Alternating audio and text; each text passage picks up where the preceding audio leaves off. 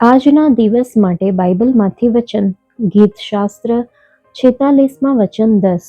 છાના રહો, નિશ્ચય જાણો કે હું પરમેશ્વર છું. ધીરજ એ સહનશીલતાથી વધુ છે.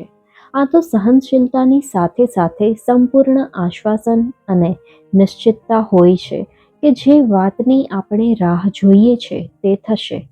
ધીરજ રાખવાનો અર્થ જોરથી પકડી રાખવા કરતાં વધારે છે, કેમ કે તે ફક્ત એટલું જ દર્શાવે છે કે છોડી દઈશું તો પડી જવાનો ડર રહે છે.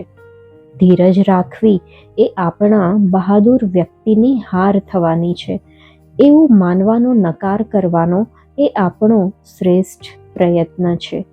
આપણો સૌથી વધુ ડર એ વાતનો નથી કે આપણે નરકમાં જઈશું, પરંતુ એ ડર છે કે કોઈક રીતે ઈસુ ખ્રિસ્ત હારી જશે.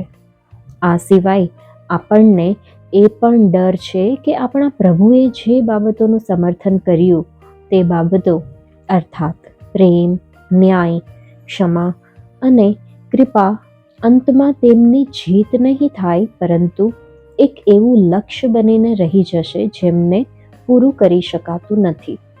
ત્યારબાદ આત્મિક ધીરજનું તેડું આવે છે. આ તેડું ફક્ત જોરથી પકડી રાખવાનું અને કશું કરવાનું નહીં એવું નહીં, પરંતુ પરમેશ્વર ક્યારેય હારશે નહીં એવું નિશ્ચિત જાણીને, સમજી વિચારીને કાર્ય કરવા અંગે તેડું છે.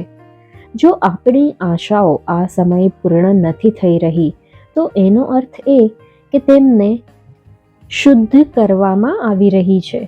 માનવ મનની દરેક આશાઓ અથવા સ્વપ્ન, જો તે ભલા છે અને પરમેશ્વર તરફથી છે તો તેને પૂરા કરવામાં આવશે. પરંતુ જીવનમાં સૌથી મોટા તણાવમાંથી એક તણાવ તે તો પરમેશ્વરની રાહ જોવાનું છે. પરમેશ્વર પરિપૂર્ણતા લાવે છે, કારણ કે તે મારા ધૈર્યનું વચન પાડ્યું છે એવું પ્રકટીકરણના પુસ્તકમાં અધ્યાય 3માં વચન 10માં છે. આત્મિક ધીરજ રાખવાનું ચાલુ રાખો.